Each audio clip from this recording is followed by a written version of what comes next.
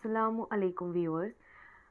हम अपने चैनल पर आपका इस्तकबाल करते हैं और आज की इस वीडियो में हम जानेंगे उर्दू में मज़मून निगारी की रिवायत के बारे में। तो चलिए वीडियो शुरू करते हैं। उर्दू में जो मज़मून निगारी का बाकायदा आगाज़ है वैसे तो 19वीं सदी के नफ़्स आखिर में सर सैयद अहमद ख़ां के हाथों हुआ, लेकिन इसके नक़ूश इनकलाब 1857 से कब्ल 1825 में दिल्ली कॉलेज और 1843 में वर्नाकुलर ट्रांसलेशन सोसाइटी के क़याम के साथ ही मिलना शुरू हो जाते हैं। इसलिए इनकलाब बदले हुए हालात में उन्होंने नहज पर काम करना शुरू कर दिया था। अंग्रेज़ों, ईसाइयों और मुसलमानों के दरमियान वो मसलहत की राह हमवार करने लगे थे ताकि मुसलमानों की सियासी, समाजी, मुआशी और तालीमी पसमानदगी दूर हो सके। चुनांचे 1842 में सर सैयद अहमद ख़ां का तबादला मशरक़ी यूपी के एक शहर गाज़ीपुर में हुआ, तो वहाँ उन्होंने अंग्रेज़ी ज़बान और दीगर यूरोपी ज़बानों के साइंसी कामों का तर्जुमा करने के लिए 9 जनवरी 1864 को साइंटिफिक सोसाइटी नाम का एक इदारा कायम किया ताकि तर्जुमे की मदद से हिंदुस्तानी आवाम इल्म जदीदा से मुतारुफ़ हो सके। सर सैयद का तबादला अलीगढ़ हो गया तो उन्होंने साइंटिफिक सोसाइटी और इसके पूरी दफ्तर को अलीगढ़ मुंतकिल कर दिया। महीने में कई बार इस सोसाइटी के जलसे भी करवाने लगे थे जिनमें तालीमी, इस्लाही और साइंसी मज़ामीन पढ़े जाते थे। हिंदुस्तानी आवाम और बरतानवी हुक्मरानों के दरमियान मुआवसत और रबावत कायम करने के लिए सोसाइटी के ज़ेर एहतमाम 30 मार्च 1822 को सर सैयद ने अलीगढ़ इंस्टीट्यूट गज़ेट नाम का एक अखबार जारी किया। अंग्रेज़ों और हिंदुस्तानियों के दरमियान जिस किस्म की मनाफ़रत पैदा हो गई थी उसे दूर करने के लिए गज़ेट के मज़ामीन को उर्दू के साथ साथ अंग्रेज़ी में भी शाये करवाया। शुरू में ये अखबार हफ्तावार था लेकिन बाद में सहरोज़ा हो गया था। 1869 में सर सैयद ने लंदन का सफ़र किया। अगरचा ये सफ़र उन्होंने अपने बेटों की तालीम की गर्ज से किया था, लेकिन इंग्लिस्तान में अपने क़याम के दौरान उन्होंने जदीद मग़रिबी तालीम का बड़ी गहराई से मुताला किया, अंग्रेज़ों से रब्त व ज़ब्त पैदा किया, लंदन के बाज़ारों, कारखानों, तालीमी और तहज़ीबी इदारों को भी देखा। यहाँ उन्होंने इंग्लिस्तान के तारीख़ी और मुआशरी हालात का मुताला किया। सर सैयद ने हिंदुस्तान में एक रिसाला निकालने का इरादा कर लिया ताकि वो लंदन की बरक़तों को हिंदुस्तानी आवाम तक पहुँचा सकें।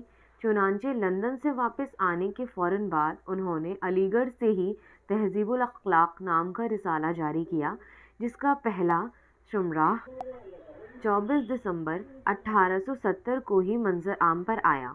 तहज़ीबुल अख़लाक़ में शाये होने वाले 459 मज़ामीन में से 208 मज़ामीन ख़ुद सर सैयद के लिखे हुए थे। बदले हुए हालात में सर सैयद ने तालीमी, समाजी, तहज़ीबी, मज़हबी और सियासी इस्लाह के गर्ज से हकीकत पसंदाना मज़ामीन लिखना शुरू किया, तो इस अहद के दीगर लोगों के भी ख़यालात बदलने लग गए थे। उनमें भी माक़ूलियत और हकीकत पसंदी पैदा हुई और ऐसे मज़ामीन लिखने का रुझान पैदा हुआ जिससे कौम की इस्लाह हो सके। ऐसी सूरत में मज़मून निगारी को बरक़े रफ्तारी से तरक्की मिलने लगी। सर सैयद के ज़रिए उर्दू मज़मून निगारी को राइज करने के बाद उनके जिन साथियों ने इसे फ़रोग़ बख्शा उनमें मोहम्मद हुसैन आज़ाद, ज़क़ाउल्लाह, डिप्टी नज़ीर अहमद, मौलाना अल्ताफ़ हुसैन हाली, शिबली नुमानी व वक़ारुल मुल्क, मोहसिन मुल्क और चिराग अली वग़ैरह ख़ुसूसियात से काबिल ज़िक्र हैं। मोहम्मद हुसैन आज़ाद ने निरंगे ख़याल 1880, आब हयात 1881 और दरबार अकबरी 1857 جیسی تصنیف کے ذریعے اردو میں مضمون نگاری کو ایک نئی حیثیت بخشی۔ نیرنگ خیال کی بعض تحریریں مضامین کے دائرے میں آتی ہیں۔ اس کا پہلا حصہ 1880 میں شائع ہوا تھا۔ آب حیات 1881 میں شائع ہوئی، جس میں محمد حسین آزاد نے شاعروں کے احوال زندگی اور ان کے واقعات پر پہلی بار قدرت تفصیل سے روشنی ڈالی ہے۔ اس میں بھی مضمون نگاری کے نقوش ابھرتے ہیں۔ نذیر احمد یوں تو ناول نگار کی حیثیت سے جانے جاتے ہیں، لیکن انہوں نے بعض مضامین و مقالات بھی تحریر کیے۔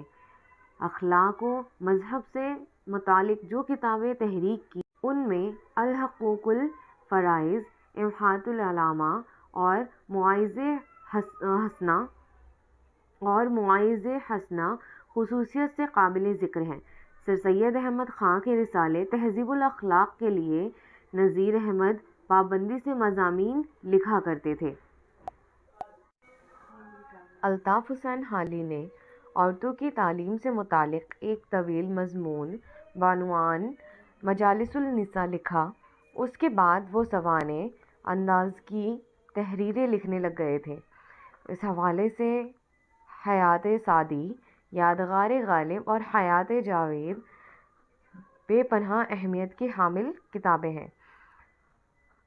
حیات جاوید جو ہے الطاف حسین حالی نے سر سید احمد خاں کے اوپر لکھی ہے۔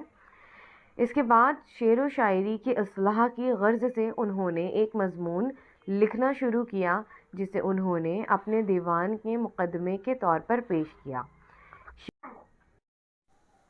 شبلی نعمانی نے بہت سی اہم کتابیں لکھیں۔ ان میں المامون، الفاروق، شعر النبی، علم الکلام خصوصیت سے قابل ذکر ہیں۔ تلاش و جستجو شبلی نعمانی کی فطرت میں داخل تھا۔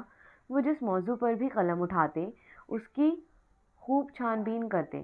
ان کتابوں کے علاوہ شبلی کے مضامین و مقالات کے کئی مجموعے ہیں جو اردو میں مضمون نگاری کو فروغ دینے میں بے حد کارآمد ثابت ہوئے۔ مذکورہ بالا مضمون نگاروں کے علاوہ عبدالحلیم شرر، مولانا حسرت موہانی، مولانا محمد علی جوہر، سجاد انصاری، سجاد حیدر یلدرم، رشید احمد صدیقی، ڈاکٹر ذاکر حسین وغیرہ نے اردو میں مضمون نگاری کی روایت کو آگے بڑھایا۔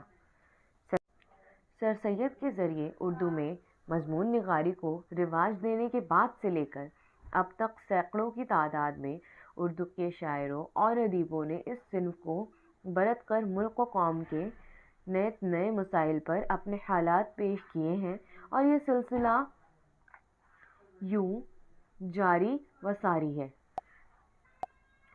سر سید نے اس کے ذریعے ملک و قوم کی سیاسی، سماجی، اخلاقی، مذہبی، تعلیمی اور ادبی اصلاح کا کام کیا۔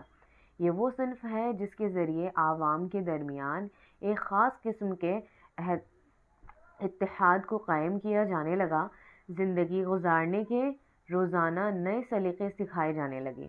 مضمون نگاری ہی کے سبب ہمارا شعر و ادب روزانہ نئی مثبت تبدیلیوں کی جانب گامزن ہوا۔ اردو نثر میں قطعیت، سادگی و سلاست اور روانی کو فروغ ملنے لگا تھا۔